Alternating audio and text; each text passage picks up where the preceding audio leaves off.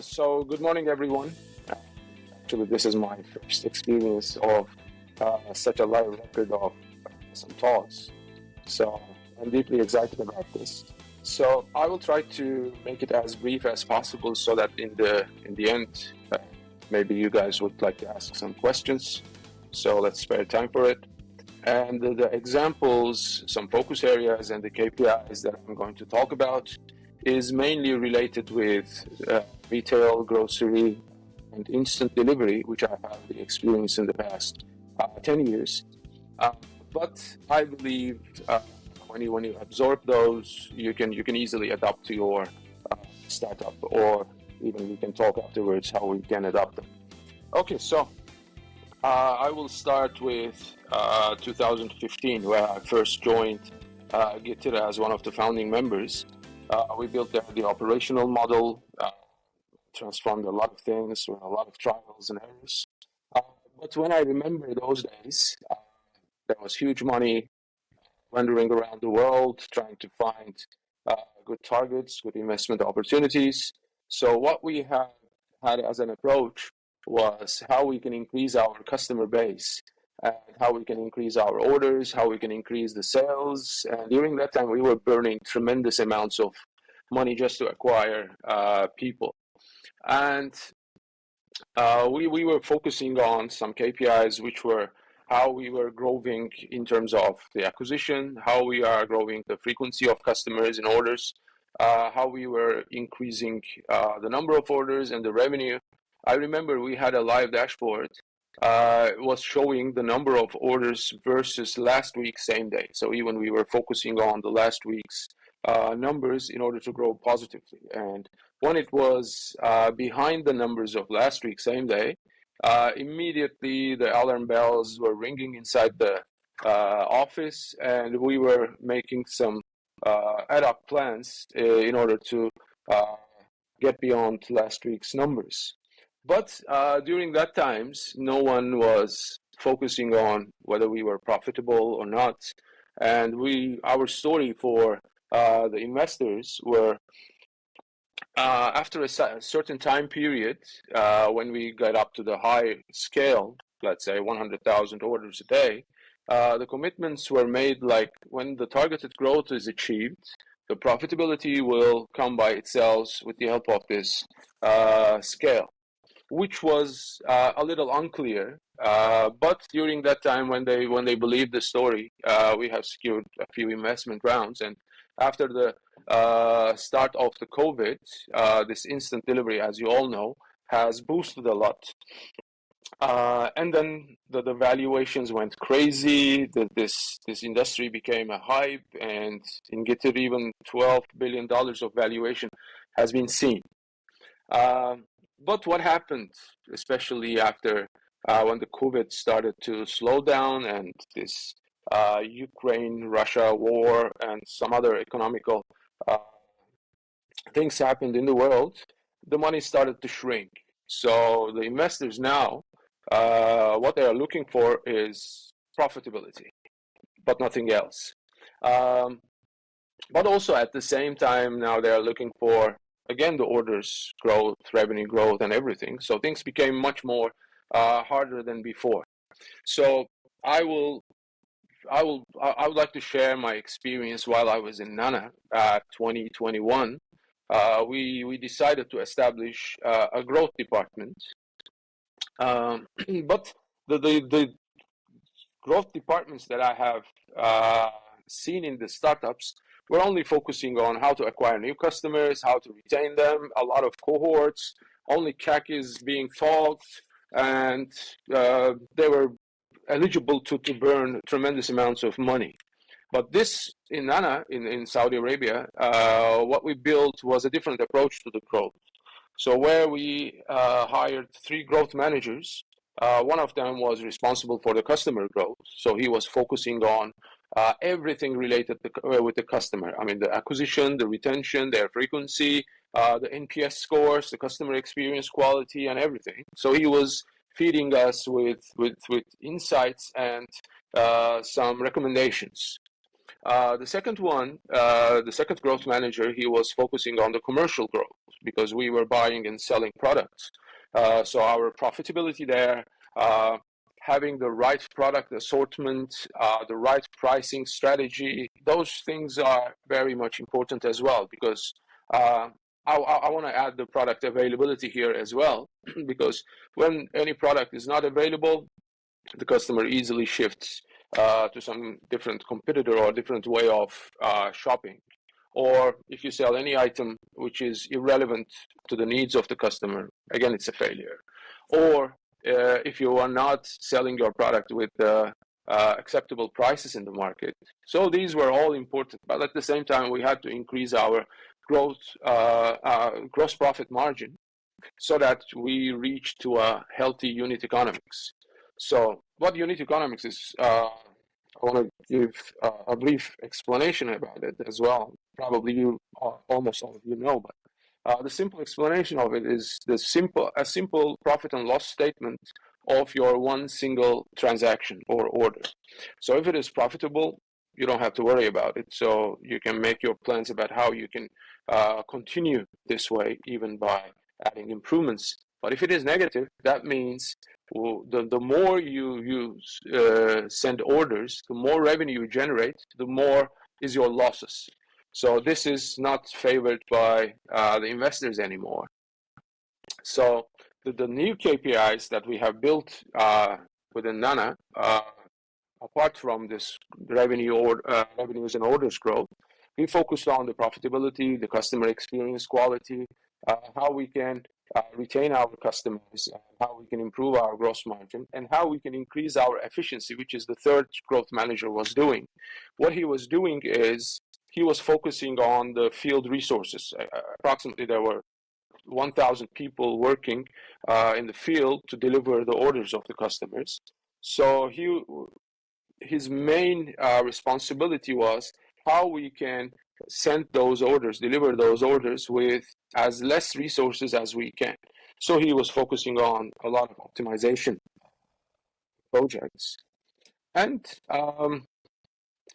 in the end, we reached to a 10x growth, and we became operationally profitable after 2 years, even though the pandemic has ended. We had a decrease in our number of orders, but at least in terms of unit economics, we reached to a profitability level, which was favored by the investors. And by February last year, we have secured around $150 million of an investment where these grocery deliveries are questioned a lot within the startup ecosystems.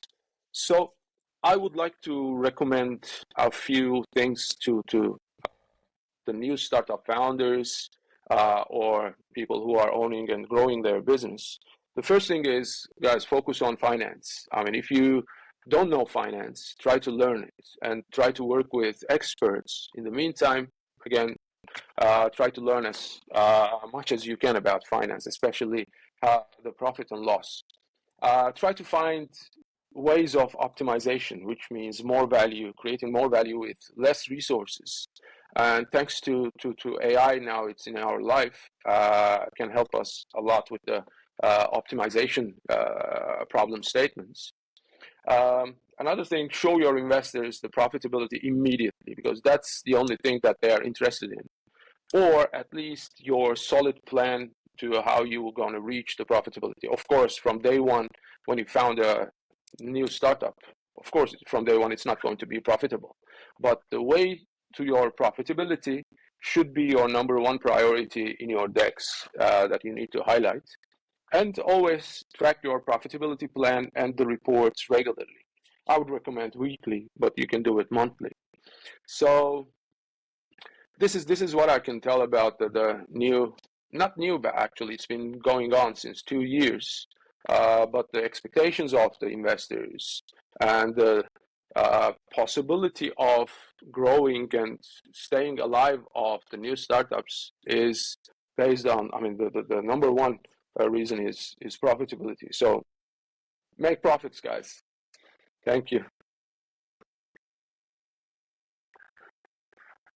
thank you so much for this recommendations and mentioning how the startup ecosystem and the money before and today. So actually, it is the uh, best things to know about it. One thing that I'm curious is actually uh, what so when we are mentioning about growth, we are also thinking about the hiring process and getting new talents to our team. Mhm. So I'm curious about what should we be careful of when we hire new talents, and uh, when should we start making this hiring processes actually? Mhm. Mhm. I mean, I don't have any idea about when to start hiring process, but um, yeah, you guys should definitely have a good organization plan. And during the early stages of the startups, you have a lot of uh, load in your shoulders. I mean, in a corporate company, uh, maybe 10 different people's responsibility, you take it as one. I mean, I remember when we first founded Getir, we were generating 10 orders, 15 orders a day. But during that time, I was the operations director. I was in charge of the customer experience. I was in charge of the expansion. I was in charge of HR because I wrote all the contracts of the couriers and warehouse guys. I was in charge of the procurement because we were buying a lot of motorbikes and a lot of stuff. I was in charge of the construction, starting from, I mean, when we rent any place for turning into a startup, I was uh, responsible for the construction. I mean, in a corporate company, all these functions are being managed by one guy, and they have plenty of guys underneath as their teams. But in this environment right now, try to be as conservative as you can, because uh, hiring is good. Having talents would definitely add some value to the business. Try to hire the right person and make sure that they are aware of getting into an environment where they will have a lot of loads in their shoulders as well. Because now we have to do, even in Nana, I mean, the most recent example, I was in charge of growth, I was in charge of strategy, I was in charge of the data teams, the data analysts and data scientists, and plus my last 6 months they have given me the responsibility of leading the supply chain, which is totally different than my focus. So I try to do this. I try to accomplish whatever needed from me. So be prepared for this. I mean, you will have a lot of different, how to say, titles at That's, one. yeah. Thank you. One question also about funding and investment, actually. So, Mhm. how should startups approach funding to ensure it contributes to sustainable growth rather than just short-term expansion? Yeah, actually, there is a contradiction here. Usually, while approaching to the investors, you make some plans for 1 to 5 years, but those plans never realize 100% because it is impossible to predict what's going to happen. And uh, so, one thing I would recommend is to be realistic, because I have seen a lot of dreamers who failed in the end. I mean, they were dreaming that my company will come to $100 million of valuation, and then I'm going to sell it to Google. We're going to be a unicorn. We're going to be the first unicorn of this, first unicorn of that. We're going to be decacorn. A lot of dreams, because there is one uh, toxic thing. I mean, when you found a startup, it becomes like your child, but you shouldn't be emotionally bonded that much to this idea. In the end, it's business. You're gonna sell something, a product or a service, and in the end, you're gonna make money. So try to be realistic about it, and always your first priority should be how you're going to be profitable. Again, I'm emphasizing this because The main driver of an investor is, okay, now I am investing this amount of money into this business, but when and how much is going to be my return on investment? They're not doing it with emotional drivers. I mean, even if my son or my father would uh, build a startup, the main driver for me to invest on it is not that they are because my brother, my son, or my father. I'm going to focus on, okay, how much I'm going to invest, when am I going to get the return, and how many X it's going to be. So this is the main driver. So while approaching to the investors, please have your profitability plan, and a solid one. I mean, a realistic one. If you are above the clouds, if you are a dreamer, okay, keep on dreaming. This is something very good. Being optimistic is very good as well. But balance this approach with someone near you who is always telling the truth and try to take you down under the clouds by being more realistic. So we should maintain this balance as well. Thank you. Thank you so much, Kivanc, Thank for you. sharing your invaluable insights with us. Thank you It was very a great much. talk. It was really, I had a chance to meet with you in different times and talk different things. And this one as well, it was a great pleasure for me and hopefully for our old members as well. Thank you thank you everyone for joining us today. And if you have any further questions or want to continue the conversation, please feel free to reach out to Kivanc in the Founder Connects, and also you can always share your questions in our chat. Once again, thank you, Kivanc, for your It's time my and being with us. it's my pleasure. Thank you very much. Have a good Thank day you. all. Bye.